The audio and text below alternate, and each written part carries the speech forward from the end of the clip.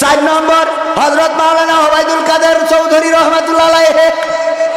আল্লাহ সে যে কনে গেল বলে গেল পালাবো না, প্রয়োজন হলে ফখরুলের বাসায় গিয়ে উঠবো। ঠাকুরগাঁওয়ে বাসা আছে না, জায়গা দেবে? ওরা কারা, কোত্থেকে এসেছে ওরা? তোমরা সবাই নামাজ শেষে নবী মুহাম্মাদের কথা শুনবা, এটা ভালো কথা। মাসুদ, তোমাদের ভালো হতে হবে। যারা ভেবেছিল ছাড়বে না আর ক্ষমতার ওই মাসনদ, দেখেছে তারা রবের পাকড়াও কি করে করে নাস্তানাবুদ।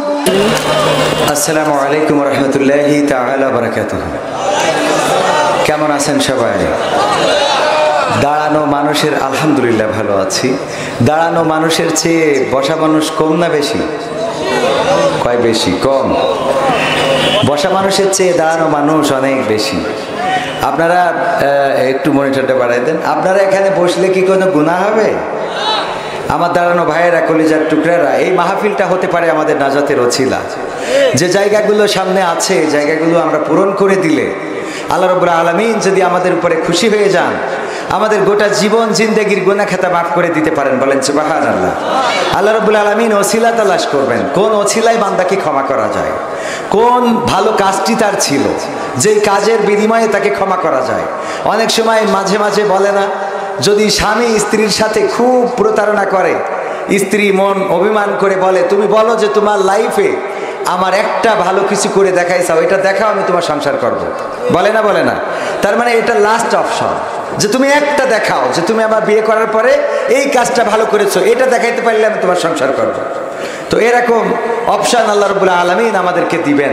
যদি ওই অপশন আমরা পেয়ে যাই যে আল্লাহ এই মাহফিলে এসেছিলাম, বসেছিলাম, যতক্ষণ ছিলাম তোমার বান্দার কথা, তোমার মেহমান বা তোমার পছন্দনীয় যে মানুষ বা অপছন্দের মানুষ হইলেও তারা যে কথাগুলো বলেছে শুনেছিলাম, আল্লাহ চাইলে ক্ষমা করে দিতে পারেন। আর যারা চলে যাবেন এই কথাগুলো শোনার পরে, তাদের নিয়ে আমাদের কোনো মাথা ব্যথা নেই, কারণ আবু জাহেলরেও আল্লাহ নবী বুঝাইতে পারে না। ঠিক না বে ঠিক? তো আল্লাহ রাসূল আবু জাহেল কেন আপন চাচা আবু তালিবকেও বুঝাইতে পারে না। আবু তালিব চাচার সাথে থেকেছে গোটা জীবন জিন্দেগি, মৃত্যুর আগ পর্যন্ত। আল্লাহ রাসূল বলছে কালেমাটা পড়ো, কানের কাছে যেয়ে ঠোঁটটা নাড়াইছে, তাও পড়ে নাই, মানে কোনো রকম সান্ত্বনা দিয়ে চলে গেছে নেটওয়ার্কের বাইরে। এখন জাহান্নামে না কনে আছে না নাই? তো আমি বললাম, বসলেন না, চলে গেলেন, আমার কোনো অসুবিধা নেই। আপনার জন্য আবু তালিবের রাস্তা খোলা রয়েছে, আবু জাহেলের রাস্তা খোলা আছে না নাই? যাদের হেদায়েত হবে না তাদের আমি কেন, আমার বাইটি খাওয়ালেও তো হবে না। আর আমি তো ছোট মানুষ, আল্লামা দিলওয়ার হোসেন সাইদি কবরতে এসে ওয়াজ করলেও হবে? তাই যদি হয়তো তা জামাত ইসলাম এতদিন ক্ষমতায় থাকতো। কথা কয় না? ইন্নাল হামদালিল্লাহি নাহমাদুহু ওয়া নাস্তাঈনুহু ওয়া নাস্তাগফিরুহু ওয়া নু'মিনু বিহি ওয়া নাতাওয়াক্কালু আলাইহি ওয়া নাউযু বিল্লাহি মিন শুরুরি আনফুসিনা ওয়া মিন সাইয়্যাতি আ'মালিনা মান ইয়াহদিহিল্লাহু ফালা মুদিল্লা লাহু ওয়া মান ইউদ্লিলহু ফালা হাদিয়া লাহু ওয়া নাশহাদু আন লা ইলাহা ইল্লাল্লাহু ওয়া নাশহাদু আন্না সাইয়্যিদানা মুহাম্মাদান আবদুহু ওয়া রাসূলুহু আল্লাযী أرسله بالحق بشيرا ونذيرا وداعيا إلى الله بإذنه وسراجا منيرا فقد قال الله تعالى في كلامه المجيد والفرقانه الحميد সবাই পড়েন আউযু বিল্লাহি মিনাশ শাইতানির রাজিম বিসমিল্লাহির রাহমানির রহিম ইয়া আইয়ুহাল্লাযীনা আমানুত্তাকুল্লাহ حق تقاته ولا تموتن إلا وأنتم مسلمون وقال الله تعالى في شأن حبيبي إن الله وملائكته يصلون على النبي يا أيها الذين آمنوا صلوا عليه وسلموا تسليما اللهم صل على سيدنا مولانا محمد وعلى آله سيدنا এসো হে রাসূল আবার ফিরি আমাদের মাঝে নতুন করে খুতবা দিতে কাবার মিনার পরে আল্লাহুম্মা সাল্লি আলা সাইয়্যিদিনা মাওলানা মুহাম্মদ ওয়া আলা আলি সাইয়্যিদিনা নবীর নামে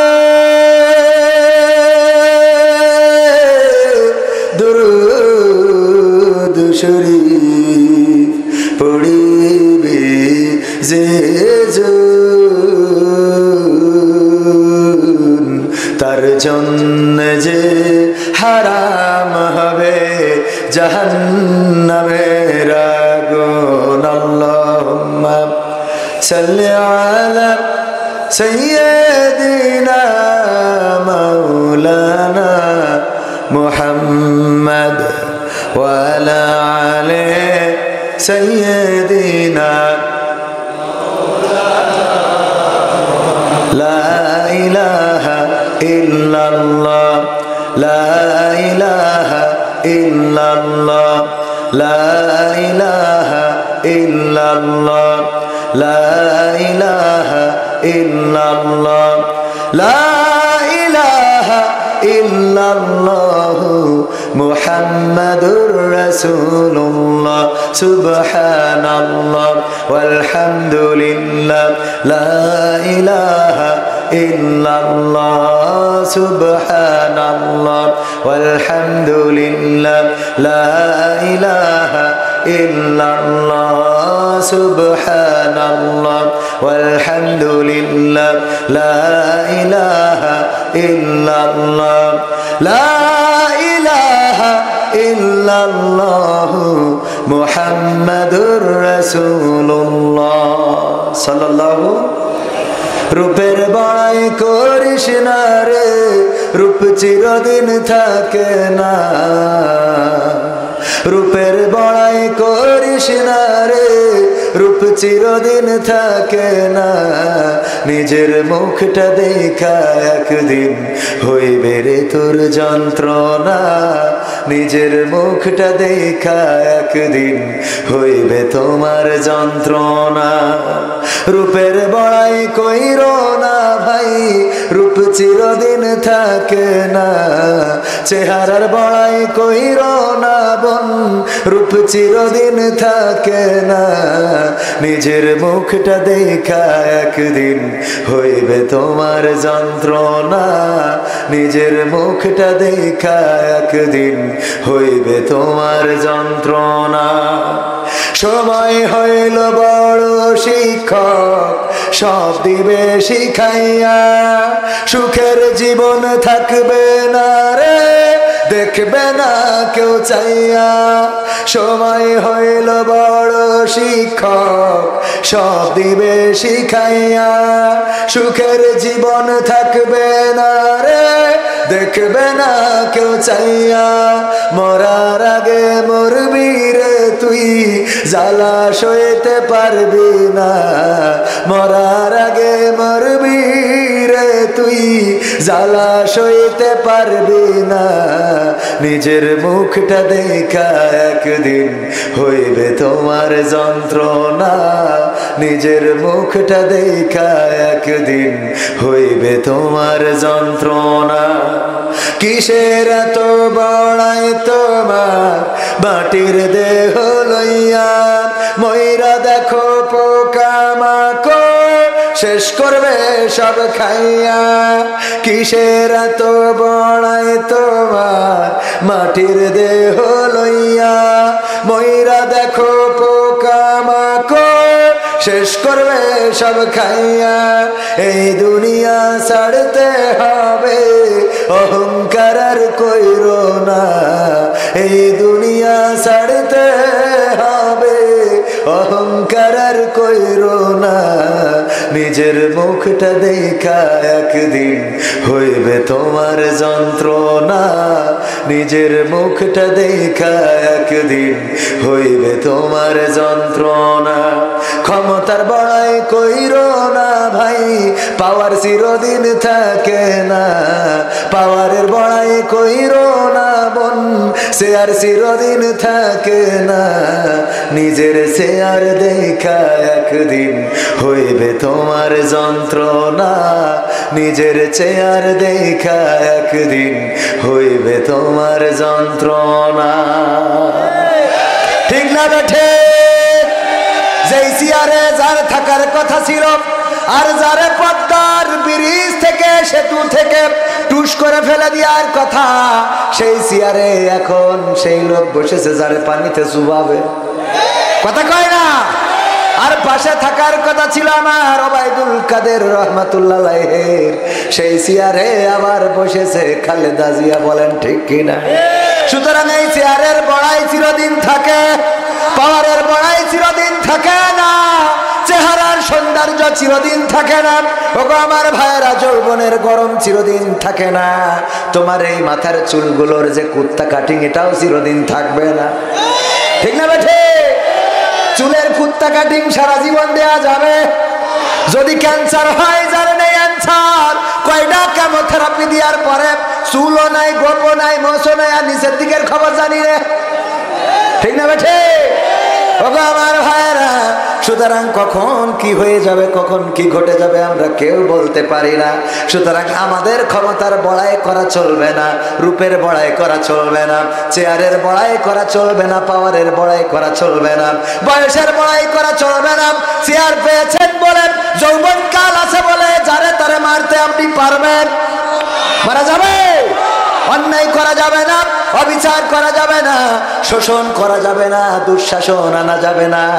নতুন করে যদি এমন কিছু বাংলার জমিনে কেউ চালু করতে চায়, তাইলে বাংলার জমিনে তাদেরও জায়গা হবে না, সুজা দাদার দেশে যাওয়া লাগবে। ঠিক না বেঠে? আমার দাদার দেশে যাওয়ার পরে দেখলাম আজকে পত্রিকার রিপোর্ট মিডিয়ায় এসেছে, টেলিভিশনে আছে কিনা জানি না, নয়া দিগন্তে দেখলাম 4 জন আল্লাহর ওলি যুবক লীগের নেতা ধর্ষণের দায়ে ইন্ডিয়ায় ধরা খেয়েছে। চোখে পড়েছে কি পড়ে নাই?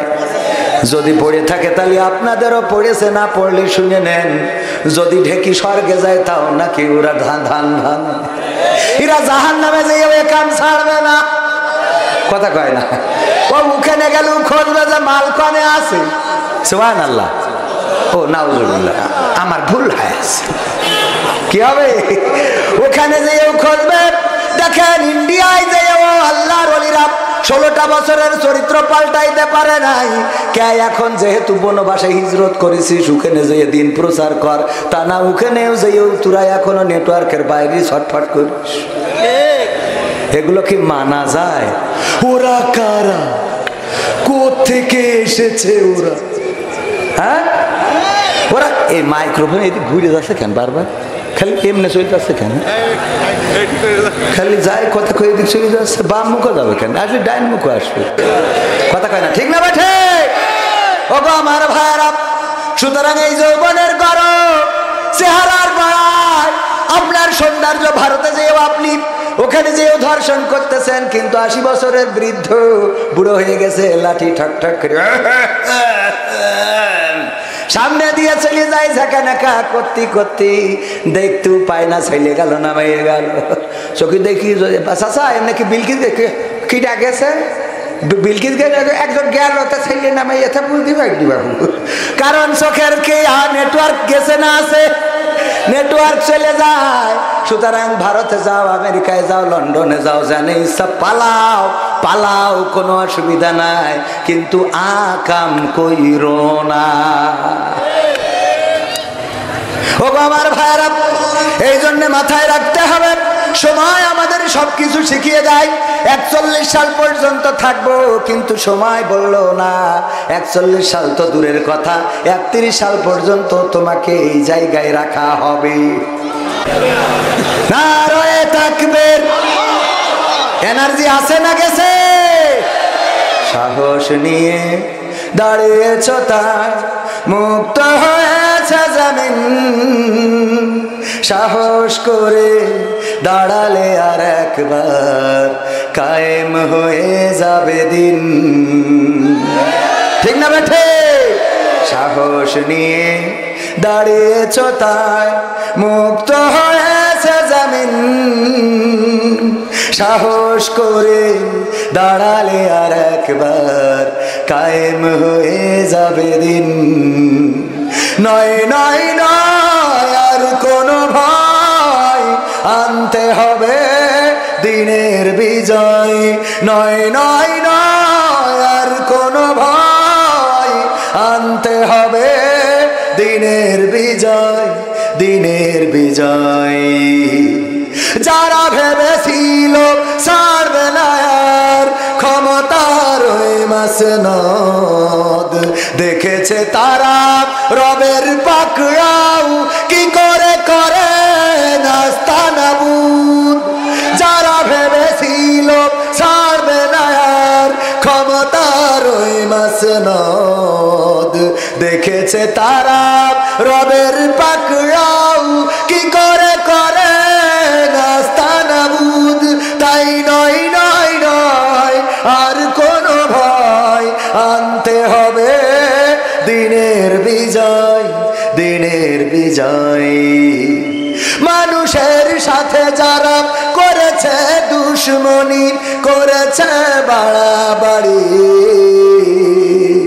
দেশের বুকে তাদের হয়নি তো জায়গা, যেতে হলো মামার বাড়ি। মানুষের সাথে যারা করেছে দুশ্মনী, করেছে বাড়াবাড়ি, দেশের বুকে তাদের হয়নি তো জায়গা, যেতে হলো মামার বাড়ি। তাই নয় নয় নয় আর কোনো ভয়, আনতে হবে দিনের বিজয়, দিনের বিজয়। কাবা রক্ষাই যেই মহারব পাঠিয়েছিলেন আবাবিল,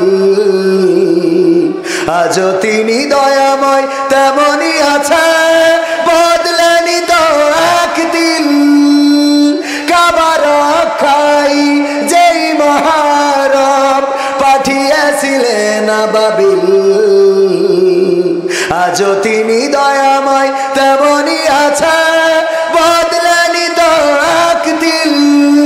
তাই নয় নয় নয় আর কোনো ভয়, আনতে হবে দিনের বিজয়, দিনের বিজয়।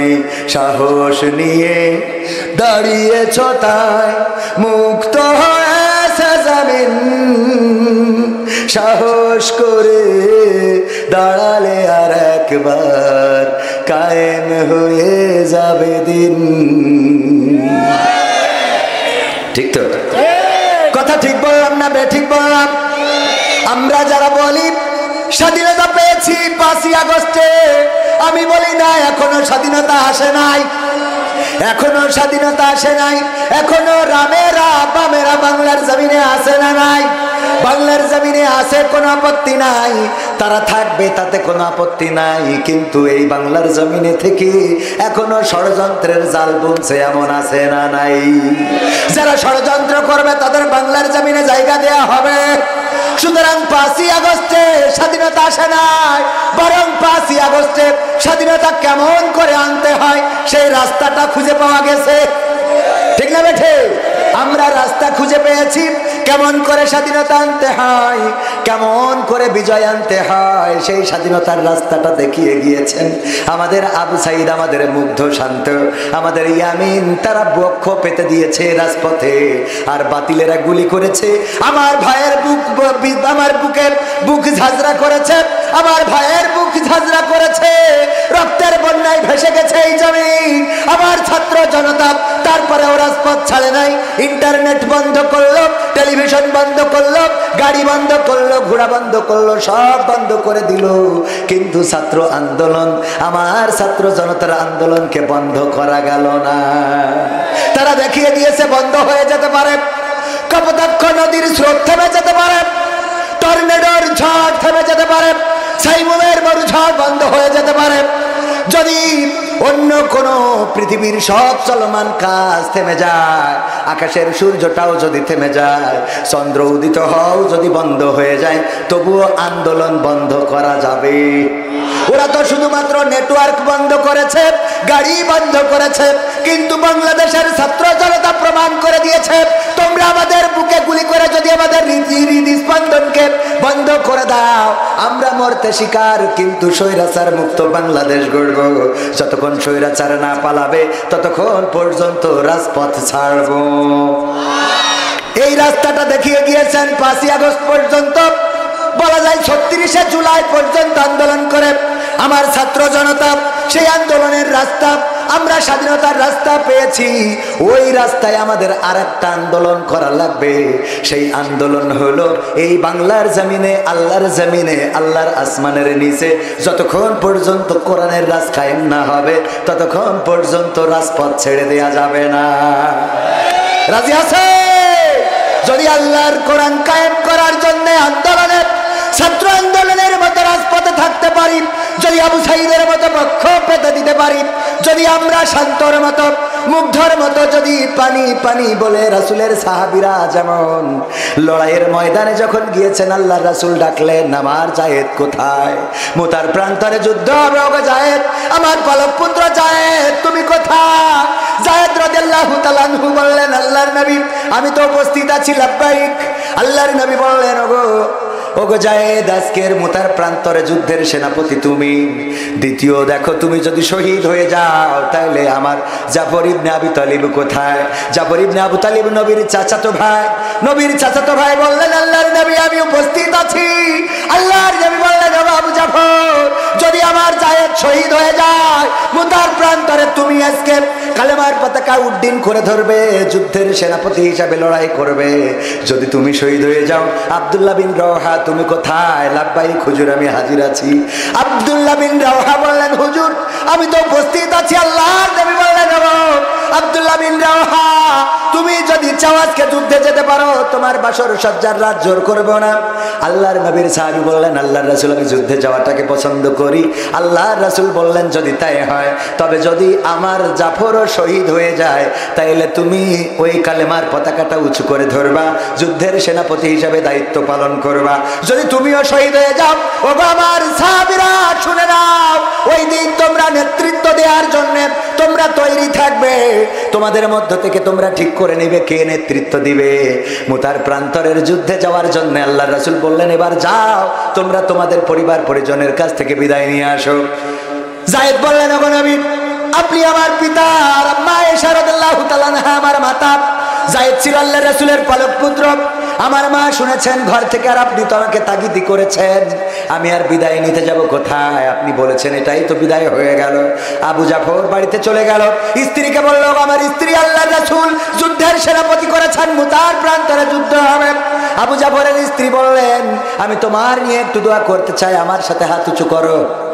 আল্লাহর নবীর সাহাবী আবু জাফর যখন স্ত্রীর সাথে দুটি হাত তুললেন, আবু জাফরের স্ত্রী বললেন, ও আল্লাহ, তোমার কাছে ফরিয়াদ, আমার স্বামী যেন আজকে মুতার প্রান্তর থেকে যুদ্ধ করে জিহাদের গাজী হয়ে বাড়িতে ফিরে আসে। আবু জাফর তরবারিটা বের করে হাতে আস্তে করে আঘাত করলেন, উল্টো পিঠ দিয়ে বললেন, ওগো আমার স্ত্রী, তুমি এমন উল্টা দোয়া করো না, তোমার উল্টা দোয়া আল্লাহ শুনবে না। কারণ আজকে আল্লাহর রাসূল আমাকে সেনাপতি করেছেন, আমার আগে একজনকে রেখেছেন, আমার পরেও একজনকে রেখেছেন। আজকের যুদ্ধে যে আমি শহীদ হয়ে যাব, এটা আমার মন ডেকে বলে। তুমি এমন দোয়া করো না যে এই দোয়া আল্লাহ রাব্বুল আলামিন কবুল করবেন না। এই বলে যখন রওনা দিয়েছে, সন্তানেরা পিছনে কান্নাকাটি শুরু করে দিয়েছে। আব্বা, ও বাবা, কোথায় যাও? ফিরবা না? আর কি কোনোদিন দেখা হবে না? না, আবু জাফর পিছনের দিকে তাকায় নাই, সোজা ছুটে চলে গেলেন যুদ্ধের ময়দানের জন্য। আব্দুল্লাহ বিন রওহা, বাসর সজ্জার রাত, ফুল সজ্জার রাত। এখনকার যুবক হইলে বাসর সজ্জা ছেড়ে ইসলামী আন্দোলন তো দূরের কথা, সাত দোকানেও যাবে না। খালি শুধু বলেছে যে এই বিয়েতে কি তুমি রাজি আছো? অমনি লাতি করে দিল, বলছে রাজি আছি বলে তাইছি, তুই এত জিজ্ঞেস করবি কেন? এই চৌকি পড়ে না? পড়ে না। এই রাজি আসি বলে চাইছে, আবার তুই আবার জিজ্ঞেস করবি কেন? মানে ও জিজ্ঞেস করারও টাইম নেই, ও ডাইরেক্ট নিয়ে নিয়ে যাবে, কথা কয় না। ওগো আমার ভাইয়েরা, আব্দুল্লাহ বিন রওহা বললেন, ওগো আমার স্ত্রী, আল্লাহর রাসূল যুদ্ধের সেনাপতি করেছেন, যুদ্ধে চললাম, তোমার হক আদায় করতে পারলাম না, ক্ষমা করে দিও। স্ত্রী বললেন, একটু ঘরে আসো, তোমারে দেখবো, মন ভরে দেখি নাই, তোমার চেহারাটাও তো ভালো করে দেখি নাই, যেন পরকালের ময়দানে তোমাকে দেখে চিনে নেওয়া যায়। আব্দুল্লাহ বিন রওহা বললেন, ঢুকবো না তোমার ঘরে, যদি ঢুকি তোমার দেখার পরে কোনো মায়া জন্মে যেতে পারে, যুদ্ধের ময়দানে নেতৃত্বে ঘাটতি পড়ে যেতে পারে, তোমার কথা মনে হতে পারে। সুতরাং আমি তোমাকে বিদায়, তোমার কাছে বিদায় চাই এবং তোমাকেও বিদায় দিলাম। যুদ্ধের ময়দান থেকে যদি ফিরে আসি ভালো কথা, আর যদি না ফিরি, তুমি যদি ধৈর্য ধরে থাকতে পারো, ঈমান আমল যদি ঠিক রাখতে পারো, আল্লাহ রাব্বুল আলামিন পরকালে জান্নাতের সিঁড়িতে তোমাকে আমাকে পরিচয় করিয়ে দিবেন। বলেন সুবহানাল্লাহ। এই ছিল আমার সাহাবীদের মানসিকতা। চলে গেলেন তিনজন মুতার প্রান্তরে যুদ্ধ করতে করতে। যায়েদ শহীদ হয়ে গেলেন রাদিয়াল্লাহু তাআলা আনহু। এরপরে আবু জাফর কালেমার পতাকা তুলে নিলেন, তিনিও শহীদ হয়ে গেলেন। এমনকি আব্দুল্লাহ বিন রওহাও শহীদ হয়ে গেলেন। ওগো আমার ভাইয়েরা, ওই যুদ্ধে খালিদ বিন ওয়ালিদকে সাহাবীরা নিজেরা সেনাপতি মনোনীত করেছিল রাসূলের কথা মতো, আর তারপরে ওই যুদ্ধে বিজয় অর্জন হয়েছিল। বলেন সুবহানাল্লাহ। এরকম যুদ্ধের সিদ্ধান্ত নেওয়ার দরকার আছে না নাই? যদি এমন সিদ্ধান্ত নিতে পারেন তবেই বিজয় আসবে। আমার আবু সাঈদ, আমার শান্ত, আমার মুগ্ধ, আমার ইয়ামিন, আমার ছাত্র জনতা, আমার সার্জিস আলম, আমার হাসনাত, ওরা দেখিয়ে দিয়েছে যখন ডিবি পুলিশের হেফাজতে গিয়েছে, তখন অন্য ছাত্ররা আবার কালেমার পতাকার মতো বাংলাদেশের জাতীয় পতাকা রক্ষার জন্য পতাকাটা হাতে নিয়েছে না নাই? কথা কয় না? নিয়েছে না নাই? এই জন্য আন্দোলনে যদি ডাক্তার শফিকুর রহমান না থাকে, মিয়া গোলাম পরোয়ার তুলে নেবে। মিয়া গোলাম পরোয়ার যদি না থাকে, আপনার ঝিনেদার সন্তান কোটচাঁদপুরে প্রফেসর মতিয়ার রহমান আছে না নাই? আর অন্যান্য নেতা কর্মী আছে, তুলে নেবে। যদি ওরাও না থাকে, আমার গ্রামের ভ্যান চালকও যদি ইসলামী আন্দোলনের নেতা কিংবা কর্মী হয়, সেও কালেমার পতাকা তুলে নেবে। তার নেতৃত্বে রাজপথে থেকে লড়াই সংগ্রাম করে আল্লাহর জমিনে আল্লাহর দিন বাস্তবায়ন করা লাগবে। যদি এটা করতে পারি, তবে এই দেশ প্রকৃত স্বাধীনতা পাবে। এটা যতদিন হবে না, ততদিন স্বাধীনতা পাওয়া যাবে, ততদিন স্বাধীনতা পাওয়া যাবে না। আর এই কাজ করার জন্য মুসলমান ঐক্যবদ্ধ হওয়ার দরকার আছে না নাই? মুসলমানে দ্বন্দ্ব করা চলবে না, সীসা ঢালা প্রাচীর হবে, কখনো তা টলবে না। মুসলমানে দ্বন্দ্ব করা চলবে না, সীসা ঢালা প্রাচীর হবে, কখনো তা টলবে না। মুসলমানে দ্বন্দ্ব করা চলবে না, সীসা ঢালা প্রাচীর হবে, কখনো তা টলবে না। তবেই শান্তি পাবে, অশান্তি দূর হবে, তবেই শান্তি পাবে, অশান্তি দূর হবে। কেউ আর মুসলমানের বাজে কথা বলবে না।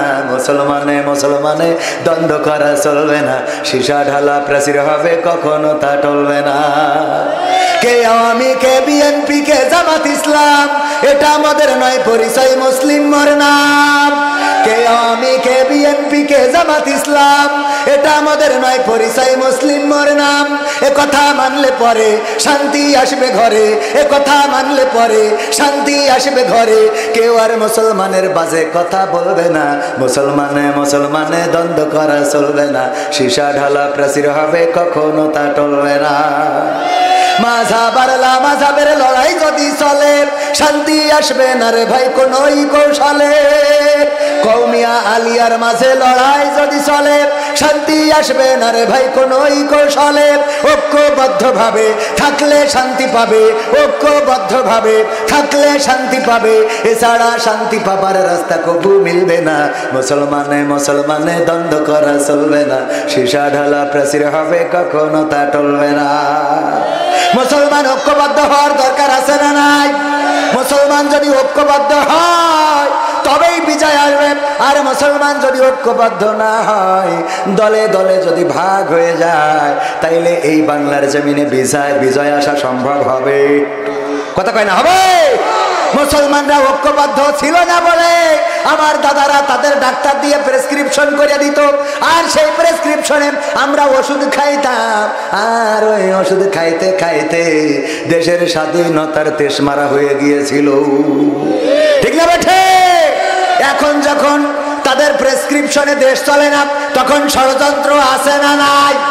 কত ষড়যন্ত্র! এক সাংবাদিক লাফায় আর বলে যে হ্যাঁ আজকে দেখুন দেখুন আপনাদের দেখিয়ে দিচ্ছি, আসুন আমার সাথে আসুন, বড় করে দেখিয়ে দাও। দেখা শয়তান কোথাকার, তো সাথে এসে কি দেখাবে?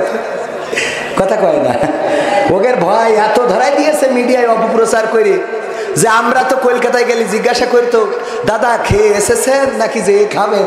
ওরা এখন ভয়ে থাকে যে বাংলাদেশে গেলি না জানি জিজ্ঞেস করে দাদা কেটে এসেছেন নাকি যে কাটবে। ঠিক না বেঠে?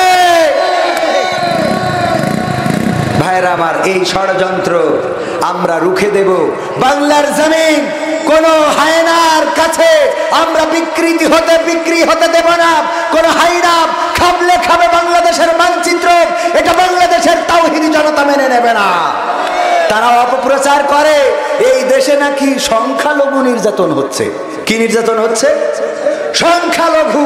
আমি বললাম তোরা যদি সত্যিকার অর্থে বাংলাদেশের পক্ষে থাকতিস তাহলে সংখ্যালঘু বলতিস না, তোরা বলতিস যে এই দেশে সংখ্যাগরিষ্ঠ মুসলমান নির্যাতিত হচ্ছে। প্রমাণ দেব? প্রমাণ দেব? এই বাংলাদেশে ইসলাম প্রচার করার জন্য এসেছিল বঙ্গবন্ধুর পরিবার, আর সেই পরিবারের 1975-এ সব নির্বংশ করে দিল। দুইজন বেঁচে ছিল কোনোভাবে, তার মধ্যে আমাদের জননেত্রী। আর এই জননেত্রী সেই পরিবারের সন্তান, যে পরিবার ইসলাম প্রচারের জন্য বাংলাদেশে এসেছিল। শুধু তাই নয়, সকালবেলা উঠে আমার নেত্রী আগে যাই নামাজ খোঁজে, তারপরে ফজরের নামাজ পড়ে, কোরআন পড়ে, এরপরে দিনের শুরু করে। আর আমার দেশের লোকেরা এই লোকটারে কাপড় দুপুরের রান্নাটাও খাইতে দেয় না, হেলিকপ্টারে করে পাঠায় দেয়। ঠিক না বেঠে?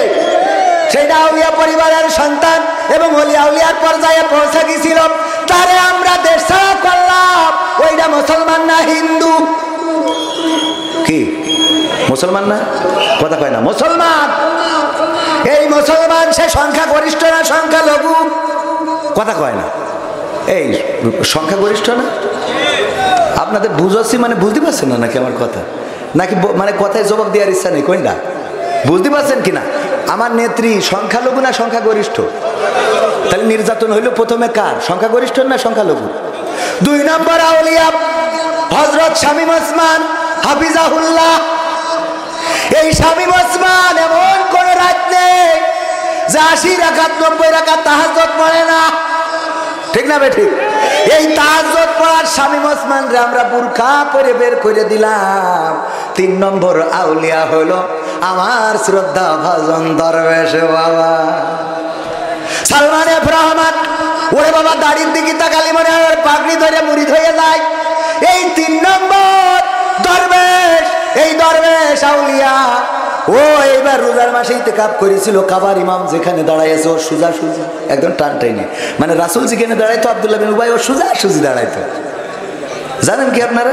একদম সোজা প্রথম কাতারে। আরে বাবা, দাঁড়িয়ে বলতো তোমরা সবাই নামাজ শেষে নবী মুহাম্মাদের কথা শুনবা, এটা ভালো কথা। মাসুদ, তোমাদের ভালো হতে হবে। কথা ঠিক আছে তো বাজান? তোমাদের ভালো হতে হবে। কে বলতো? আব্দুল্লাহ বিন উবাই। কে? আব্দুল্লাহ বিন উবাই ওই তার মতো একদম কাবা ঘরের সোজাসুজি ইমামের সোজাসুজি দাঁড়াইছে। ওর নাম হলো দরবেশ বাবা সালমান এফ রহমান। আমরা তার পালাতি তো বাধ্য করলাম, দাড়িটাও নীতি দিলাম না সাথে, ঠিক না বেঠে? তাহলে এই গেল 3 নম্বর গেল। 4 নম্বর হযরত মাওলানা ওবায়দুল কাদের চৌধুরী রহমাতুল্লাহ আলাইহি। আল্লাহ সে যে কনে গেল বলে গেল পালাবো না, প্রয়োজন হলে ফখরুলের বাসায় গিয়ে উঠবো, ঠাকুরগাঁওয়ে বাসা আছে না, জায়গা দেবে, ঠিক না বেঠে? এই লোক কোথায় চলে গেল আজ পর্যন্ত খুঁজে পাইলাম না। এই আল্লাহর ওলি ও 4 নম্বর আউলিয়া। 5 নম্বর আউলিয়া আমার মানিকা। আহারে কত সুন্দর টুপি, কত সুন্দর দাড়ি রেখেছে। আর বুঝতে পেরেছে যদি আল্লাহওয়ালা হইতে হয় তাইলে নরম বিছানায় শোয়া যাবে না, এই জন্য বাগানে যেয়ে কলা পাতায় শুয়েছিল, ঠিক না বেঠে? ওরে আল্লাহ ও ধরল তো ধরল, বিসি পর্যন্ত খুলে না, কথা কয় না। এও সংখ্যালঘু না সংখ্যাগরিষ্ঠ? 5 নম্বর আউলিয়া। আর আপনার এলাকায় কুষ্টিয়ার ইনু, আর কোন জায়গার যেন মেনন, বামপন্থী। তারপরেও তার আমরা সাদা কাপড় পরায় উমরা করাইয়ে নিয়ে আসলাম।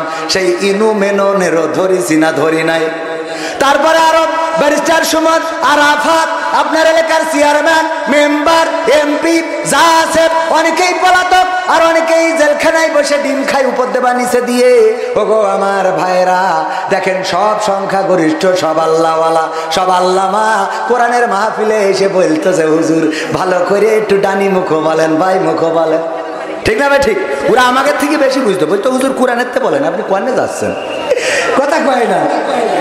একজন ওরে বাবা খুব সমালোচনা করতেছে, পাশে বসে থাকা এক নেতা বলতেছে আপনি তো হাসিনা ধুয়ে ছেড়ে দিয়েছেন, তো অসুবিধা নেই, মোনাজাতের সময় ঠিক করে দেওয়া নেই। হুজুর মনে দোয়া করে দিয়েন তাহলে। হুজুর দোয়া করতেছে রব্বানা আতিনা ফিদ দুনিয়া হাসিনা ওয়া ফিল আখিরাতি হাসিনা ওয়া কিনা আযাবান নার। যাক হুজুর থ্যাংক ইউ, আপনি আরবিতে দোয়া করতেছেন, খুব ভালো লাগলো। আরে বাবা, ও তো আরবি খুব বোঝা, বোঝে না? বোঝা মানে কি? দোয়া করে আল্লাহ 1975-এ যারা বঙ্গবন্ধুর পরিবারকে হত্যা করছে, আল্লাহ তুমি তাদের জান্নাতুল ফেরদাউস নসিব করো। কত বড় শয়তান! তোর আমলিক করতে কইস কি রে? তুই যে দোয়া বুঝিস না সে দোয়া করতে গেছিস কেন? হ্যাঁ, তোর দোয়া কবুল হয়ে গেলি সব কনে থাকবে, তুই কি টের পাইছিস? আন্দাজ তো বোঝো না। এরপর আর এক আউলিয়া বলতেছে আজকের এই শোক দিবসে আমরা দোয়া করি বঙ্গবন্ধুকে যেন আল্লাহ জাহান্নামের উচ্চ মাকাম দান করে। আর এগিয়ে রেখেছে আওয়ামী লীগ। আমাদের মতো মানুষের চোখই দেখিনি।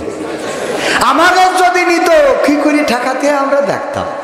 ওরা নেছে যারা দেখেন, মমতাজ সংসদে বসে তেল মেরেছে, কত গান কত গান, কিন্তু যখন আমার হাসিনা চলে গেল, এই নেত্রী আমার মমতাজ নেত্রী আর কোনো গান গাইল না, কথা কয় না, ঠিক না বেঠিক?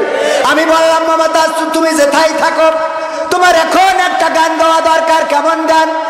ও ওই কি আমার সোনার ময়না পাখি, কোন বাদোষে দাদার কাছে গো আমরা দেশে কেমনে থাকি রে আমার কলজের ময়না পাখি, ঠিক না বেঠে? কিন্তু তা গাইল না, সারা জীবন গাইল ওরে ও রিকশাওয়ালা তুই ধীরে ধীরে চালা, আমি তোর সাথে বলবো আমার মনে কত জ্বালা। হ্যাঁ, রিকশাওয়ালার সাথে জ্বালা বলো, তুই আমাদের মতো হুজুরগের সাথে বল, দেখছেন দোয়া করে দোয়া নেই, ঠিক না বেঠে? আমাদের কাছে দোয়া আছে না নাই? তবে দোয়া নেওয়ার সময় বুঝে শুনে নেবেন। আমার আমার মতো ছোট মানুষের দোয়া, আমি আমার জন্য যত দোয়া করেছি আল্লাহ কবুল করেছে, কিন্তু একবার এক হাসপাতালের জন্য দোয়া করেছি, আল্লাহ 1000 টাকা দিয়েছে বাগেরহাটে ফকিরহাটে, বলছে হুজুর আমার হাসপাতালের জন্য দোয়া করে দেন, হাসপাতালের পক্ষ থেকে দোয়া চাই যেন হাসপাতালের ইনকাম বেড়ে যায়। আমি বললাম আল্লাহ বাগেরহাটে সব লোকের রুগী বানাও, তা নাহলে হাসপাতালে ইনকাম হবে কি করে। পরের দিন বাড়ি আসলি দেখি মেসেজ দিয়েছে হুজুর দোয়া করলেন কি আর হইলো কি ক্যার, বলছে আজকে পুলিশই এসে আমাকে 1 লাখ টাকা জরিমানা করে, ঠিক 1 লাখ টাকা জরিমানা করে, ঠিক আছে। মাঝখানে সাতক্ষীরায় আমাকে এক পানপুরি আছে, ওর খালি বিয়ে করলে বউ চলে যায়, তো পরে আর বিয়ে হয় না। আমার কাছে দোয়া চাই যে হুজুর দোয়া করতেন যেন বিয়ে হয়, দোয়া করে দিয়েছি আলহামদুলিল্লাহ বিয়ে হয়েছে। এরপরে আবার 3 মাস পরে দেখি ও স্লিপ, কি ব্যাপার, তা বলছে হুজুর বিয়ে হইলো, তা সে বউ ছেলেকে আবার দোয়া করে দেন। তাহলে সহ্য না করে পারা যায়, তোর কবার দোয়া করি পারা যায়, বউ দোয়া করে দেবো বিয়ে হবে রাখতে পারবি না, তো ও কি মিজাজ খারাপ হয়ে যায়। শয়তান কোথাকার, একটু বুঝে শুনে বউকের সাথে ভালো ব্যবহার করার দরকার আছে না নাই? কিন্তু এখনকার স্বামীরা বউর সাথে ভালো ব্যবহার করে না। বিলকিসের সাথে, আরে বিলকিস হ্যাঁ আজকে সারা রাত কথা বলতে আরো কেন, বাপের বাড়ি গেছে, খুশি রে বাপের বাড়ি গেছে, কথা কয় না। অথচ বাপের বাড়ি গেলি এখন কথা হবে কি, বোর কাছে ফোন ধরাবেন, হ্যালো হ্যাঁ স্ত্রী শোনো আমার সোনার ময়না পাখি কোন কারণে বাবার বাড়ি গো এই শীতি একলা কেমনে থাকি রে আমার কলজের ময়না পাখি, এই শীতি আর বাপের বাড়ি থাকবে। বিলকিসের কাছে ফোন ধরা, এই জন্য তো তোর খ্যাট গরম করার লোক নেই, কথা কয় না। শয়তান কোথাকার, বোর সাথে ভালো করে কথা বলবেন, মাঝে মাঝে লিপস্টিক টিপ এগুলো কিনে নিয়ে যান। কতদিন নিয়ে গেছেন বলেন, আমি ধরলি একটা মুড়ি কেটে করতে পারবে না। মাঝে মাঝে শখ করি একটু আলতা সুনো পাউডার আশকারা ফাঁসকারা মাসকারা এগুলো কিনে নিয়ে যাবেন না, ওগুলো ভাবি জানি ভাবি, ওরে বউ আমার যেমন তেমন ভাবি আমার মনের মতন গোরে, ওরে বাবা ওর বউ যেমন তেমন ভাবি মনের মতন।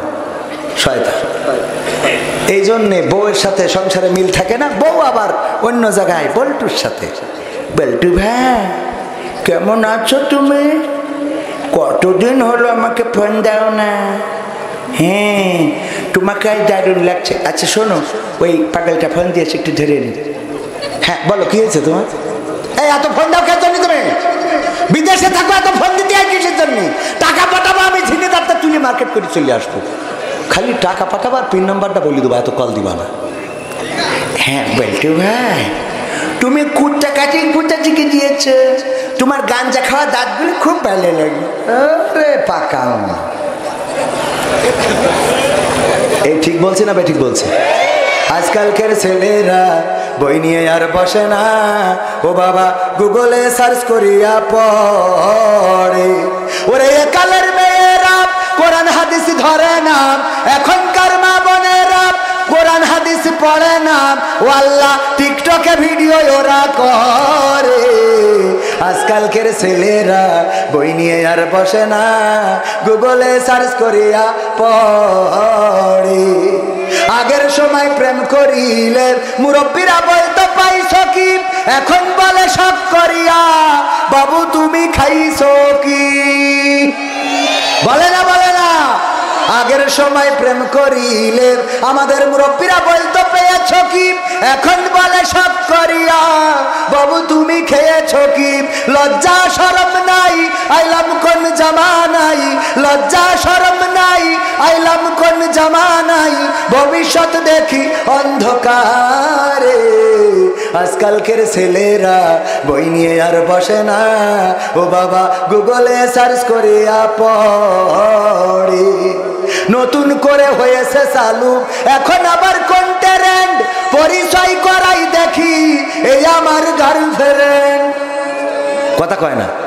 লাইলাতুল ফেব্রুয়ারিতে RS1 না কি বলে, RS5 না FZ5 না কি আছে, ওই গাড়ির পিছনে এমন গাড়ি বানাইছে যে ওতে বসলে এমনি হেলান্তে থাকতে হবে, সে ভাবি হোক আর শাশি হোক, ঠিক না বেঠিক? শয়তানদের আগে কি সুন্দর সিট ছিল তেলতেলা, বসে এইখানে পিছনে রড ধরি থাকা যেত, আর এখন বানাইছে আপনি ঘাড়ের ঘরে। হ্যাঁ, আগে বিটি যাইয়ে ঘা লেগে, এখন কোনো বিট লাগে না, সোজা জায়গায় ও ঘা খাইতে, কথা কয় না, ঠিক না বেঠে? ওগো আমার ভাইরা, যেই কথা বলছিলাম, আগের সময় যদি কেউ প্রেম করত, চিঠি ধরা খেয়েছে, চিঠি দিয়েছিল কোনো এক বাচ্চার কাছে যে যা ওই নসিমনের কাছে দিবি, ও নসিমনের মার কাছে দিয়ে ফেলায়, এরম হয় না? হয় না? মার কাছে গেছে বুঝলে ও এলাকা ছেড়ে ঢাকা গার্মেন্টসে চলে গেছে, বরিশালের মেয়ে বিয়ে করে বাড়িয়েছে, তার কোনোদিন ওই দিকে তাকায় নাই, ঠিক না বেঠে? আর এখন ওই পালসারের পিছনে RS1 না FZ5 কি সব বাইক উঠেছে, তার পিছনে করে নিয়ে ঘুরে বেড়ায়। আমার ঝিনেদায় যখন দেখা হয় কোনো বন্ধুর সাথে পরিচিত, বলি দোস্ত বিয়ে করলে কবে জানাইলে তো না, পিছনে ভাবি আসসালামু আলাইকুম, ভাবি কেমন আছে, কার ভাবি বলতেছিস? তো ওরম করে জড়াই ঘড়াই রেস কি ডা, আরে পরিচয় করাই দিলে এই আমার গার্লফ্রেন্ড, কথা কয় না, একদম ওপেন। যদি মনে করেন এই কথা তো যুবকদের শুনতে হবে, মুরব্বীদের না। ওরে মুরব্বী, তোমার নাতি তো ওই করি বেড়াচ্ছে, ও তো জাহান্নামের গেটের কাছে নিয়ে দাঁড় করে রেখে মল্লিক পরে বাকিটা করে নিবেন ফেরেশতারা, ঠিক না বেঠে?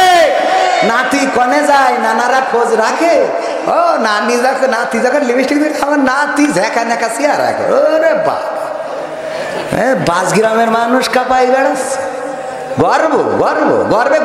গর্ববতী হয়, ঠিক আছে না? না, নানির সাথে যায়, দাদির সাথে যায়, বুরকা পরিছে দাদি, এমন পরা পরিছে, এমন বান্দা বেঁধেছে, বেঁধে আবার এরপরে আবার আর একটা নেট ফেলাইছে, কনে উঁচো কনে নিচে তাও দেখতে পায় না, এমনি তো 80 বছর বয়স, চোখের নেটওয়ার্ক কম, এরপরে আবার সামনে একটা পিছনে একটা চশমা পরিয়ে আবার তা ঢেকে দিয়েছে, দিয়ে মোট দেখতে পাচ্ছে না, কাঁঠাল গাছে ঠুল খেয়ে ঠ্যাং ভেঙে হাসপাতালে। আর সাথে নাতি যেটা, ওইটা লিপস্টিক যা ছিল 3-4 কালার করেছে এক ঠোঁটের মধ্যে, নোকের মধ্যে আবার এক্সট্রা নোক লাগাইছে, কথা কয় না, আছে না নাই? দাঁতের মধ্যে এক্সট্রা দাঁত, তারপরে এমনি সেমনি মেকআপ টিকআপ করিয়ে, ওরে বাবা, ওই দেখে তো যুবক একেবারে, আমি বিলকিস ছাড়া বাঁচবো না, ওর সাথে আমার বিয়ে দিতেই হবে। এইবার এই বিলকিস ছাড়া বাঁচবে না, নানির সাথে দেখেছে, বিয়ে করলো, এক রাত গোসল করার পরে মেকআপ ধুয়ে শেষ, এইবার গান গায়, আমি পারি না আর পারি না, আমি কেন মরি না, আজরাইল কি চিনে না আমারে গো, আমি পারি না আর পারি না, হয়তো 2 দিন পরে মরবো, আগে মরলে কি ক্ষতি, ওরে এই দুনিয়ার রং তামাশা বুঝলাম না রে এক রতি, ও আমার ঘরের রমণী সে যে কাল নাগিনী, ঘরের রমণী সে যে কাল নাগিনী, আমারে বাজাইলো 12টায়, আমি পারি না আর পারি না, ঠিক না বেঠে? পারবি কেন তুই? তো তবে এখন কিছু ছেলে পিলে ওভার স্মার্ট, ওরা চেয়ারে দেখার আগে পা দেখে যে পাই নেটওয়ার্ক আছে কিনা, পার সাথে যদি টাওয়ারে মিল না খায় তাহলে বোঝে এটা বাংলা লিঙ্ক, এটা গ্রামে, ঠিক না বেঠে? আমি সব শিখিয়ে দিয়ে যাচ্ছি পাগল, তোমাকে না শিখলে তোমরা বিপদে পড়বে। আমি যুবকদের ভালোবাসি, ওরা আমাদের ভালোবাসে, ঠিক কিনা?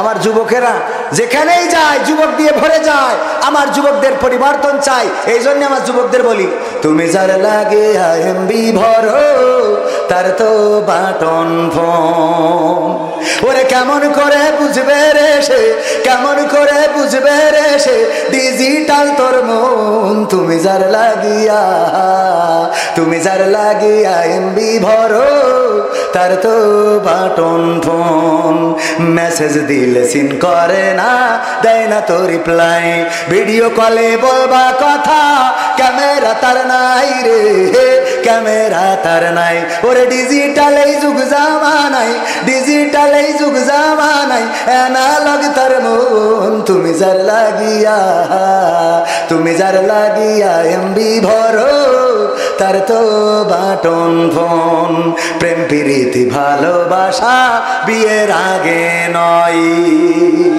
ঠিক না বেঠে? এই যুবকরা হাত তুলে বলো ঠিক না বেঠে? কোন যুবক বাকি থাকবে না হাত তুলে? ওই দাঁড়ানো যুবকেরাও হাত তুলে ঠিক না বেঠে? প্রেম প্রীতি ভালোবাসা বিয়ের আগে নয়, মনের মধ্যে রাখো যুবক আল্লাহ তাআলার ভয় রে, পরকালের ভয়। প্রেম প্রীতি ভালোবাসা বিয়ের আগে নয়, মনের মধ্যে রাখো যুবক আল্লাহ তাআলার ভয় রে, পরকালের ভয়। ওরে তবেই তুমি মুক্তি পাবা, তবেই তুমি মুক্তি পাবা দোজখের আগুন তুমি যার লাগিয়া, তুমি যার লাগিয়া এমবি ভরো তার তো বাটন ফুল। কথা ঠিক আছে বাজান? এই জন্যে ভাইরা আমার, আচ্ছা একটা জিনিস বুঝলাম না, এটা সায়েন্স কি? সামনে এখনো জায়গা ফাঁকা আছে কিছু। আমার যুবক ভাইয়েরা, আমার কিশোরেরা, তরুণেরা, আমার কলিজার টুকরারা, সোনার ছেলেরা, আমার আওয়ামী লীগের ভাইয়েরা, যুবলীগ, ছাত্রলীগ, বিএনপি, জামাত, জাসদ, বাসদ, হেফাজত, খাজা বাবা, 18 ফুরফুরি যে যেখানকার হন, কোনো অসুবিধা নেই। এখনো জায়গা ফাঁকা কেন? এটা কোন কারণে? একটু ওই জায়গাগুলো পূরণ করা যায় না শোনা? একটু ভিতরে আসা যায় না? মানে পায়ে ধরি, পায়ে ধরবো আমার যুবকদের, কোনো অসুবিধা নেই। কোরআনের কথা, ইসলামের কথা, সুস্থ সংস্কৃতির কথা, এগুলো শোনার জন্য, শোনানোর জন্য পায়ে ধরতে কোনো আপত্তি নাই। একটু সময় বসা যায় না? আর মাত্র আধা ঘন্টা সময়, আর মাত্র কত ঘন্টা? আধা ঘন্টা। এই আধা ঘন্টা সময় প্রধান বক্তা চলে আসবেন, তার মধ্যে প্রধান মুফাসসির আসবেন, উনি তাফসির করবেন। আমি তো ওইভাবে তাফসির কারক না, আপনারা জানেন। আমি আসলে বড় এলেমধারী, আমলধারীও না। আমি এমনি কথা বলতে বলতে কমনে কি করে হয়ে গেছি আল্লাহ সে ভালো লাগে, আমিও বুঝি নে। ওই সেই মাঝে মাঝে দু একজন কয় না এত অল্প বয়সে বাচ্চা নিলেন কেন, ভাবির আবার গল্প দেয়, আর বললে না কমনে কি করে হয়ে গেছে টের পাইনি। হ্যাঁ, তো ওইরাম কমনে কি করে আমি যে হয়ে গেছি আমি আসলে নিজেও টের পাইনি। তো একটু বসা যায় না শোনা? আমি নিজের দুর্বলতা প্রকাশ করলে কোনো অসুবিধা আছে? আমি কত বড় বাহাদুর এটা আমি জানি আর আল্লাহ জানে। তাই বললু কি না বললু কি, বাহাদুরি তো নিজের মুখী দেখাই লাভ নেই আছে। আমি বলি আমার ইমামতি করতে দেবেন না, কারণ এক ইমাম, ওই ইমাম মানে কি বাজারে গেছে লম্বা জুব্বা একটা গায়ে দিয়ে, যাওয়ার পরে আপনার ওই মসজিদের ইমাম আবার ওই দিন শুক্রবার ছুটি নিয়েছে যে আমি একটু বাড়ি যাই, আজ 2 বছর ধরে বিয়ে করি, বাচ্চা হয় না, তো ছুটি দেওয়া হয়েছে যে যাক একটু সময় কাটায় আসুক।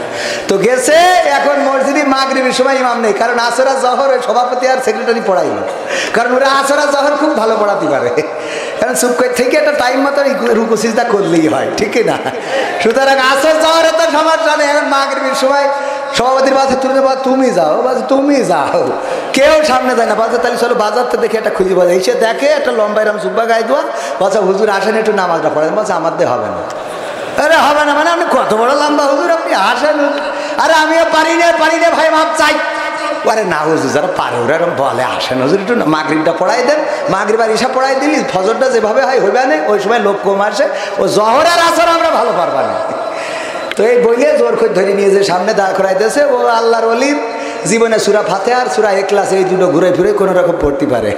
প্রথম রাকাতে সূরা ফাতিহার সাথে সূরা ইখলাস পড়িয়ে দিয়ে সিজদা দিয়ে চিন্তা করছে আল্লাহ দ্বিতীয় রাকাতে আমি করব কি, আমার তো যা ছিল সে খেলা ফাইনাল, এখন কি করব? সিজদাতে একা একা উঠে দেখে পাশে বেড়ার মসজিদ, তখনকার সময় তো ফাঁকা আছে, উনি উঠে বাজার করতে চলে গেছে। এরা তো সিজদায় মনে করছে রে বাবা বাজারতে ধরে আনলাম, এ তো বড় আউলিয়া ওবায়দুল কাদের রহমাতুল্লাহ আলাইহি, এক সিজদায় তো বেহেশতে দিয়ে যাওয়া, তো মানে ফুল সিরাত পার করে দিয়ে দেবে। তো কিছু তো ইয়াং ফুলাপান থাকে, ওরা ঠিক মতো ওই যে উল্টো পাল্টা এত লম্বা সিজদা করছে, কই হুজুর রে, উঠে দেখে কই হুজুরই তো নেই। ও হুজুর নেই, সবাই উঠে কাছে কেন হুজুর কনে গেল, বলছে কনে গেল, সে পড়াইবে নাকি নামাজটা পড়িয়ে না, যার মতো সেই নামাজ পড়িয়ে বাজারে যাই দেখে মাছ কিনতেছে। হ্যাঁ হুজুর এদিকে আসেন, কি এই মানে আপনি করলেন কি করলাম, বললাম না যে আমি পারি না, আপনার কবার করি বললাম আমি পারি রে, বলছে পারেন না ভালো কথা, তা সিজদাতে উঠেইতে আসবেন না, যদি উঠেইতে আসতেন তাও তো অন্তত মনের বুঝ দিতে পারতাম যে সামনের পথে চলে আসেন, আপনার খেলা শেষ, এখন আমাকে শুরু করতে হবে। শেখ হাসিনা যেরকম হেলিকপ্টারে করে চলে গেছে, তা বলছে আমি কতবার করি আপনার বুঝলাম যে আমি পারি রে, আপনার তো শুনলেন না, আমার যা ছিল তা প্রথম রাখাতে তো শেষ। তা বলছে পারেন না তাই এত লম্বা জামা গায়ে কেন, বলছে আর বললেন না, ওই আমার ভাই ইমামতি করি খায়, আজকে আমার বউ কাপড় সব কেচি দিয়েছে, একটাও শুকায়নি। হ্যাঁ, বাজার করতে হবে, বউ খালি বলছে বাজার করে নিয়ে এসে বাজার। আমি বললাম কাপড় তো কেচি দিয়েছিস, তাই এখন কি পরি যাবো? ভাইয়ের ওই জুব্বা নিয়ে দিয়েছে, বই পরিতে বাজার করতে আসছে। তুমি দিয়ে দিস সামনে, তা আমি ভাইয়ের জুব্বা পরার মতো লোক, বুঝেছেন কথা কি বোঝা গেছে? এই জন্য বেশি দূর যাতে পারবো না, বেশি দূর টানতে পারবো না, টানাতে পারবো না। সামনে এসে একটুকুনি বসেন, শোনা আমার একটু বসা, এখনো ফাঁকা। আল্লাহ, আমি আর কি করি বলি? আপনাকে জন্য দোয়া করবো, যার বিয়ে হয়নি তার বিয়ে হবে, যার হয়েছে তার দুটো হবে। এইবার বসে কিনা বলছে, এইবার বসবো। আমাকে বউ তো মহিলা প্যান্ডেল। সাহস আছে, সাহস আছে, অত সোজা না। রাজা বলছে, আমার এই দরবারে কারা বোর কথা শোনো তারা এক পাশে যাও, আর কারা শোনো না তারা এক পাশে যাও। সবাই চিন্তা করলো এক এক করি যে আমি তো বোর কথা শুনি, বোর কথা শুনি, বোর কথা শুনি। সব এক পাশে গেছে, একজন এক পাশে। রাজা বলছে, তাও ভালো যে আমার রাজ দরবারে একজন অন্তত আছে যে অন্তত বোর গুলাম না, অন্তত বোর কথার বাইরে চলে। বলছে, না রাজা মশাই একটু ভুল হচ্ছে। কেন? তা বলছে, আমার বউ বলিছে যে পাশে লোক বেশি থাকবে ও পাশের জন্য তুই দাঁড়াবি না। তার মানে ডাইরেক্ট আমলের পরে। শয়তান কোথাকার। কি হবে বেঁচে থেকে অযথা বিদ্যা শিখে যদি না গড়তে পারি শোষণবিহীন সমাজটাকে? কি হবে বেঁচে থেকে?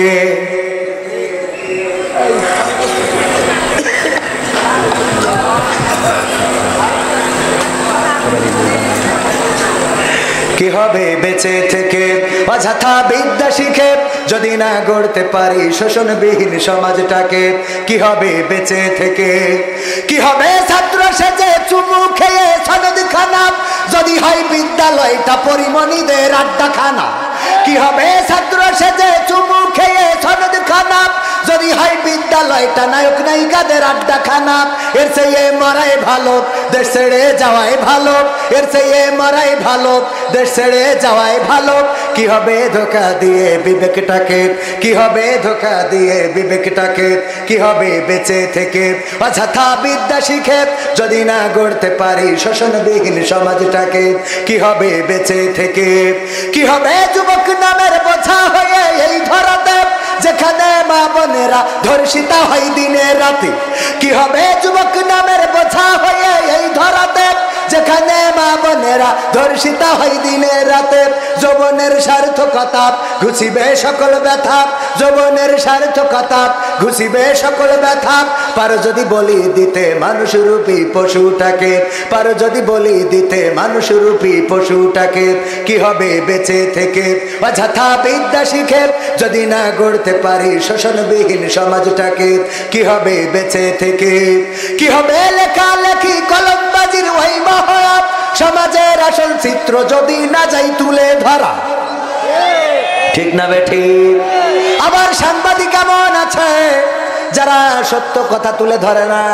আমার বাংলাদেশ দাদার রাহু মুক্ত হয়েছে, কিন্তু দাদার আসর লাগা সাংবাদিক ওইগুলো এখনো পাল্টাইতে পারি নাই।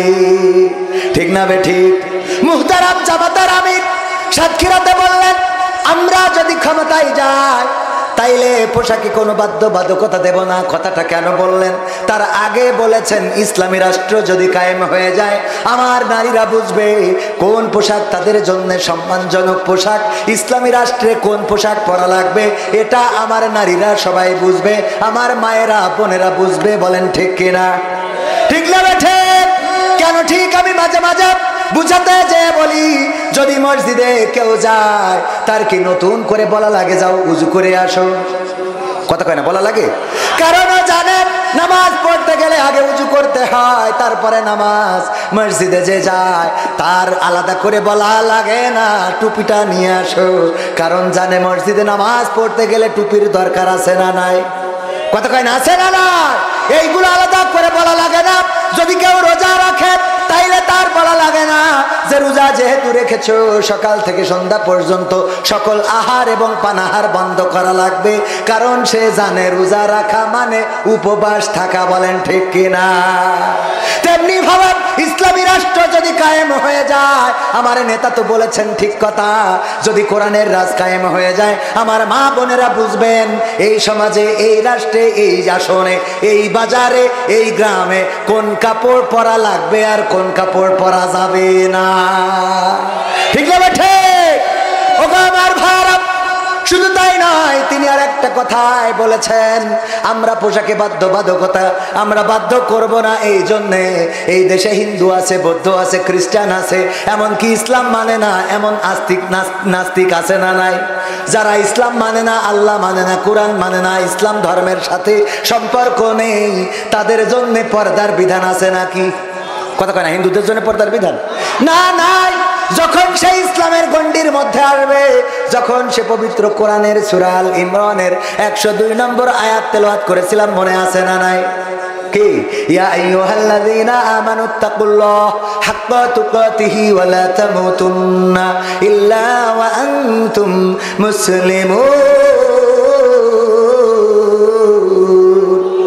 আবার আল্লাহ বললেন, ও ঈমানদারেরা শোনো, ওগো যারা ঈমান এনেছো, আমার প্রতি বিশ্বাস স্থাপন করেছো, তারা শোনো, তোমরা আমাকে ভয় করো যেমন করে ভয় করা উচিত। দিনের আলোতে যেমন ভয় করবে, রাতের অন্ধকারেও তেমন ভয় করবে, ঘরের মধ্যে যেমন ভয় করবে, ঘরের বাইরেও তেমন ভয় করবে, রাজপথে যেমন ভয় করবে, বাগানেও তেমন ভয় করবে।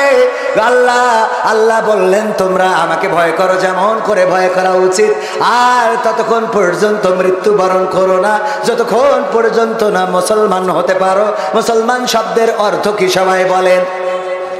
আত্মসমর্পণ করা কার কাছে? কার কাছে? আল্লাহর কাছে। ইব্রাহিম আলাইহিস সালাম কেমন আত্মসমর্পণ করেছিলেন? বললেন, ইন্নী ওয়াজ্জাহতু ওয়াজহিয়া লিল্লাযী ফাতারাস সামাওয়াতি ওয়াল আরদ হানিফান ওয়া মা আনা মিনাল মুশরিকিন। আমার ইব্রাহিম বললেন, ও আল্লাহ, আমি আমার মুখটা তোমার দিকে করে দিলাম, তোমার দিকে মুখটা ঘুরিয়ে দিলাম, আসমান জমিনের স্রষ্টা যিনি, তার দিকে মুখটা ঘুরিয়ে দিলাম, আর আমি ঘোষণা করে দিলাম, ওগো আমার রব, আমি কোন মুশরিকদের অন্তর্ভুক্ত নই। বলেন সুবহানাল্লাহ। এমন ভাবে মুখ ঘুরালেন, এমন ভাবে আল্লাহর কাছে সঁপে দিলেন, যখন আগুনে ফেলে দিল, দেওয়ার পরে আমার ইব্রাহিম বলল, ও নমরুদ, তুমি আমার বাঁচাও, তুমি আমার আব্বা, তুমি আমার মা, তুমি আমার খালু, তুমি আমার দুলা ভাই, তুমি যদি না বাঁচাও তাইলে বাঁচাবে কে? বলেছে নাকি? কত কয় না, বলেছে নাকি? আমার ইব্রাহিম একবারও কি বলেছে, যদি আমারে বাঁচায়া দাও রে, তাইলে আমি নৌকায় চড়ব রে? বলিস একবার? না, বলে নাই। বরং আল্লাহর তরফ থেকে ফেরেশতা পাঠানো হলো। পেট আল্লাহ পাঠান নাই, ফেরেশতারা অনুমতি নিয়ে এসেছেন। আল্লাহ পাঠিয়ে দাও, একটু অনুমতি দাও, যাইতে চাই তোমার খলিল, তোমার বন্ধুকে বাঁচানোর জন্য। আল্লাহ রাব্বুল আলামিন বললেন, ফেরেশতারা যাও, তবে আমার বন্ধুর কাছে শুনে নিবা তার সাহায্যের দরকার আছে কিনা। ইব্রাহিম আলাইহিস সালামকে এসে বললেন, ও ইব্রাহিম, আমরা এসেছি আল্লাহর কাছ থেকে অনুমতি নিয়ে, আমরা তোমারে রক্ষা করতে চাই, বাঁচাতে চাই। তোমার এই কষ্ট আসমানের ফেরেশতারাও সহ্য করতে পারে না। ইব্রাহিম আলাইহিস সালাম বললেন, ওগো ফেরেশতারা, আল্লাহ কি তোমাদের পাঠিয়েছেন নাকি তোমরা নিজ গরজে এসেছো? বলল, আমরা আল্লাহর কাছে অনুমতি প্রার্থনা করেছি, আল্লাহ আমাদের অনুমতি দিয়েছেন। আল্লাহর নবী ইব্রাহিম বললেন, ওগো ফেরেশতারা, শুনে নাও, যে আল্লাহর অনুমতি নিয়ে তোমরা এসেছো, ওই আল্লাহ আমার অবস্থা তোমাদের থেকে ভালো জানে। সুবহানাল্লাহ। আল্লাহ তোমাদের থেকে ভালো জানেন, আল্লাহ এতটাই ভালো জানেন। আল্লাহ রাব্বুল আলামিন ওই আগুনকে বলে দিলেন, ইয়া নারু কুনি বারদাও ওয়া সালামান আলা ইব্রাহিম। আল্লাহ বললেন, ও আগুন, তুমি আমার ইব্রাহিমের জন্য ঠান্ডা আরামদায়ক হয়ে যাও, এমন ঠান্ডা এত সুন্দর হয়ে যাও যেন আমার ইব্রাহিম কোনো কষ্ট না পায়। আগুনের মধ্যে ফুল বাগান তৈরি করে দিলেন। কে তৈরি করলেন? সুতরাং আমাদের আত্মসমর্পণ যদি আল্লাহর জন্য হয়, জেলখানায় গেলেও কষ্ট থাকবে না, রিমান্ডে গেলেও কষ্ট থাকবে না, ফাঁসিতে ঝুললেও কষ্ট থাকবে না, বিপদে মুসিবতে কষ্ট থাকবে না, টাকা না থাকলেও কষ্ট থাকবে না, আবার টাকা থাকলেও কষ্ট থাকবে। সুখী মানুষ হয়ে যাবে, সুখী মানুষ করে দিবেন কে? সে আল্লাহর জন্য নিজেদেরকে সঁপে দেওয়ার দরকার আছে না নাই? আর তাই তো আল্লাহ বলেছেন, ইয়া আইয়ুহাল্লাযীনা আমানুত্তাকুল্লাহ হাক্কা তুকাতিহি ওয়া লা তামুতুন্না ইল্লা ওয়া আনতুম মুসলিমুন। ও ঈমানদারেরা, তোমাদেরকে বলি, শোনো, তোমরা আমাকে ভয় করো এমন ভাবে তোমরা অন্ধকার রাতেও মাথায় রাখবা, আমি অন্ধকারেও দেখি, দিনের আলোতেও দেখি, ছাদের নিচেও দেখি, ছাদের উপরেও দেখি, তোমার তোমার বউয়ের কাছে যখন থাকো তখনও দেখি, আর তোমার ভাবির সাথে যখন ইটিস পিটিস করো তাও দেখি। দেখা যায় না? যায় না? সব দেখা যায়। আমার মা বোনেরা পর্দার অন্তরালে আছে, আমাদের দেখে, কিন্তু পর্দার অন্তরালে যারা ওগের দেখে না। বলছে ঠিক, এই ওকে দেখে না, তাহলে আবার ঠিক হয় কি করে? কোন যে বেঠিক, সব খালি ঠিক বলে, মাঝে মাঝে বেঠিক বলার দরকার আছে না? মাঝে মাঝে বলবেন বেঠিক। কি ঠিক? জোরে বলেন কি ঠিক? আর জোরে কি ঠিক? আমার মা বোনের আল্লাহ বললেন ওয়া করনা ফি বুয়ুতিকুন্না ওয়ালা তাবাররাজনা তাবাররুজাল জাহিলিয়াতিল উলা। ওগো নারীরা পর্দার মধ্যে থাকো, জাহিলি যুগের মেয়েদের মতো সেজে গুজে নিজেদেরকে প্রদর্শন করে বেড়ায়ও না। আর আমার মা বোনেরা বলল আল্লাহ এখন থেকে পর্দাও করো, সাজুগুজুও করো। ঠিক না বেঠিক? আগে সেজে নাই তারপরে পর্দা করে, এরম আছে না নাই? আগে সাজে পর্দা করে, তারপরে ক্যাফে হাউসে যায়, যাইয়ে ওখানে যাইয়ে মকসদের সামনে চেয়ারটা খুলে দেয়। হঠাৎ করে যে ওই চার দোকানদার ঢোকে কি কি অর্ডার নেবে, ফসাং করি মুখ ঢাকে। কয় মুখ ঢাকছা কেন? কয় জানো না বেগানা পুরুষের সামনে আমি মুখ খুলি না। তো তুই যার সাথে করে নিয়ে আসিস ও কোন গানা? কথা কয় না। ওরে পরহেজগার, ও বেগানা পুরুষের সামনে মুখ খোলে না, তা তুই যেটা সাথে করে নিয়ে আসিস ওটা আল্লাহর ওলি, পীর সাহেব, শয়তান। এরকম আছে না নাই? মা বোনদের বলা হলো পর্দা করো, সাজুগুজু করে না। আমি উদাহরণ দিতে যে বলি যে আমার ভাইজান পিকনিকে নিয়ে গেছে 10 জনের, বেড়াতে নিয়ে গেছে আপনাদের এখানে তামান্না রিসোর্ট না কি যেন আছে, ওখানে নিয়ে যাওয়ার পরে ভাই 10 জন নিয়ে যেতে যেতে আমি একটু দেখা হয়েছে, বললাম ভাই কোনে যাচ্ছেন? আমিও যাও। গেলাম, এক রাত করতে করতে 20 জন হয়ে গেছে। কয়জন?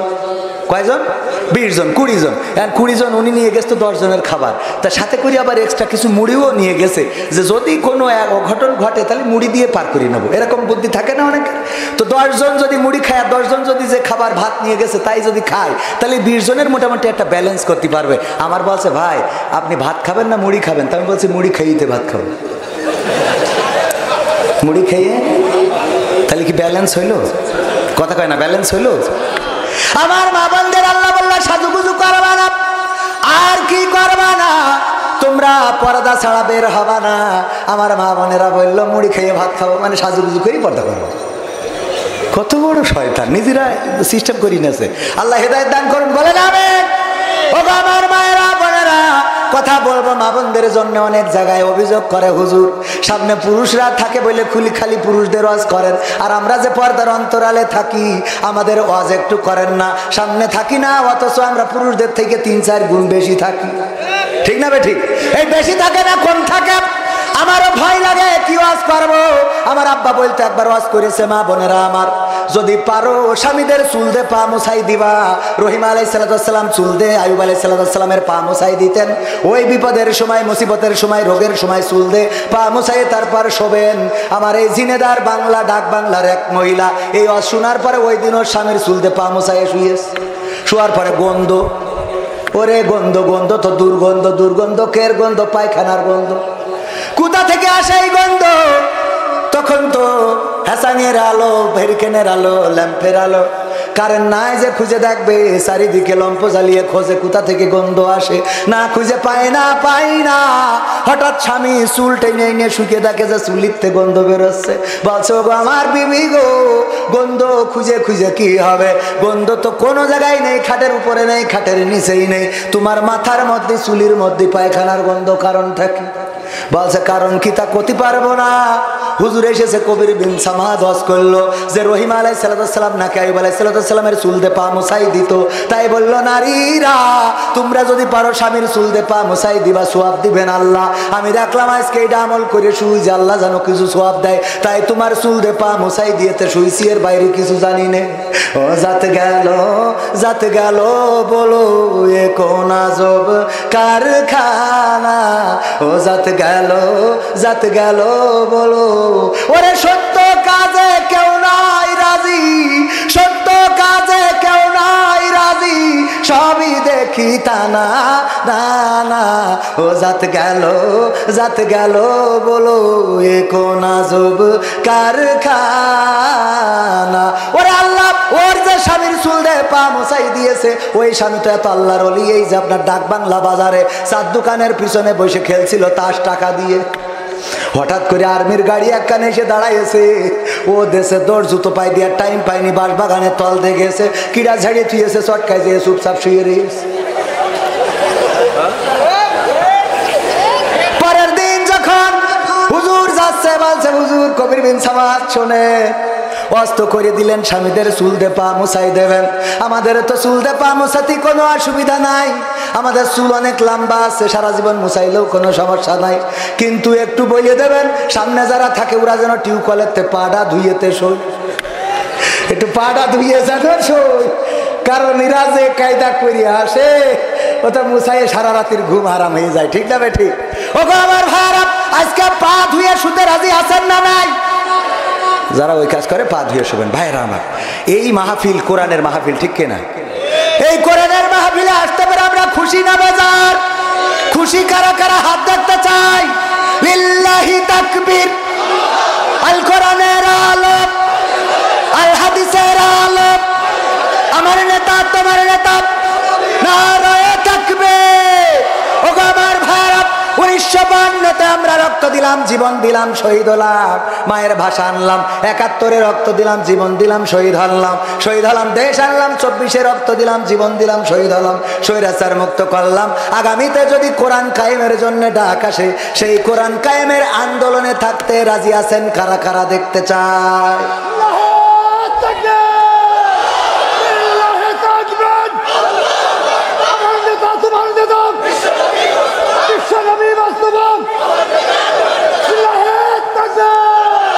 সত্যি কি কোরআনের জন্য জীবন দিতে রাজি আছে? আমার বাংলাদেশের প্রবাসীদের গল্প বলি শোনো, এ গল্প তো কল্পনা নয়, তোমরা কি তা জানো ও ভাই? এ গল্প তো কল্পনা নয়, তোমরা কি তা জানো? আমার সৌদি আরবের প্রবাসীদের গল্প বলি শোনো। পল্লী গায়ের দুরন্ত ছেলে বাপে ডাকে খোকা, হঠাৎ করে ঢুকলো মাথায় বিদেশ যাওয়ার পোকা। রোগে শোকে ক্লান্ত পিতা, খাটার নাই উপায়, বেকার ছেলের এমন কথায় বাবাও দিল সাই। ক্ষেতের জমি হালের গরু বিক্রয় করে দিয়ে বাকি টাকা করলো পূরণ মায়ের গহনা নিয়ে। অনেক আশা বুকে বেঁধে ছাড়লো যখন বাড়ি, সে যে কি বেদনা বিধুর ছিড়ল যেন নারী। মায়ে কান্দে, ভাইয়ে কান্দে, কান্দে আপন চোখের জলে বুক ভেসে যায়, শক্ত করে মন। এমন মানুষ কোন সে জানাম, তোমরা কি তা জানো? আমার ডাক বাংলার প্রবাসীদের গল্প বলি শোনো, আমার মালয়েশিয়ার প্রবাসীদের গল্প বলি শোনো।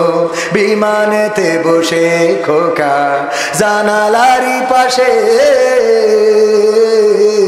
নীল আকাশে তাকিয়ে দেখে মায়ের ছবি ভাসি।